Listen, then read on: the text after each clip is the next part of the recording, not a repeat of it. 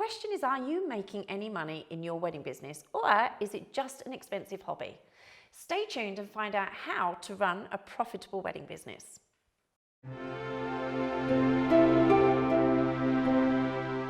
If you want to know the simple truths about running a successful wedding business, you've got to hit that subscribe button so that you're notified each time we release a new video.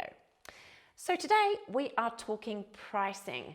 And you know what? Pricing is one of those subjects that everybody wants to talk about when they first start out in business. And it is very, very tempting to underprice your services when you first start out, isn't it, Martha? I believe you have a story about this one. I am guilty of this one.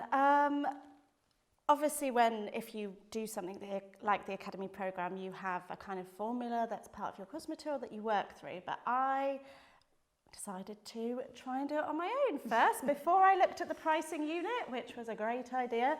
And what I did was what probably too many people do, is I looked at my competitors. And who knows how they worked out their pricing, or they probably didn't actually. Who I thought would be my competitors.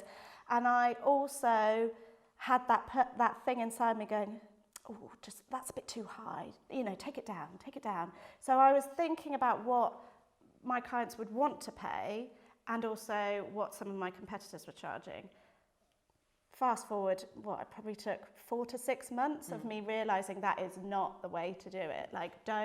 I was just underpricing. And you had no real formula. There was no, you were more or less plucking a figure out of the air. It's okay if you get it wrong the first time, but when you've done your first wedding, you suddenly then, and I know Zoe told me to do this when I was working through the course and when she knew I had my first wedding, is she said, keep a track of how many hours you work, and then you can work out if you're underpricing yourself. And I've worked out very quickly that I was putting more time than I had allocated into the wedding. There's more than you think that goes into it. And also that some of the people I'd compared myself to were obviously not making any profit on those prices, or they might not be based in London, so the overheads and all things like that. But I've definitely looked at some other wedding planners' prices and been like, how are you making money? And maybe they haven't even checked if they're making money.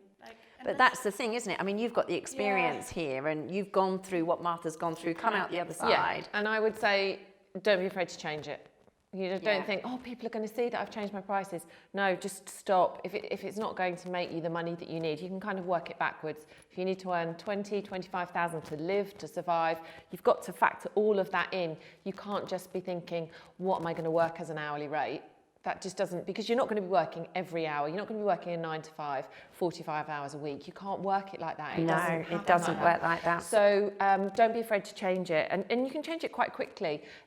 If you are a little bit nervous, another thing I do say to our students is you can put from, you can suggest if you want to put prices on your website, and not everybody does, and there's less of that now, but you can suggest a price from, which gives you some flexibility. Then if you think, actually, this is going to be a really big wedding, or these are large numbers, and this is something that's going to take me a long time, and I haven't quite worked out, then you've got. Exactly. But what happens is, as you get experience, you start to do things a lot quicker. You know exactly how long it's going to take you to do certain things. But even with experienced planners, the biggest mistake I see people make is they don't actually price themselves as a product or a service. So they'll price everything else, but they don't price their own time, because they'll simply say, well, my time doesn't count, that doesn't matter, my time's free. No, it is not free. You have to charge yourself out under an hourly rate.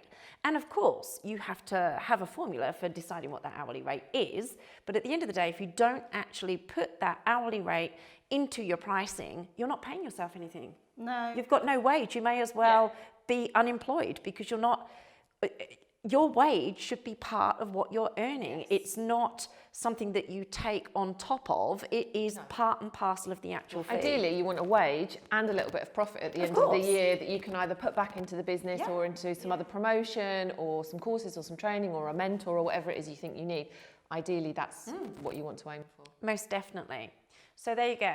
There are some ideas on the pricing structure for wedding planners.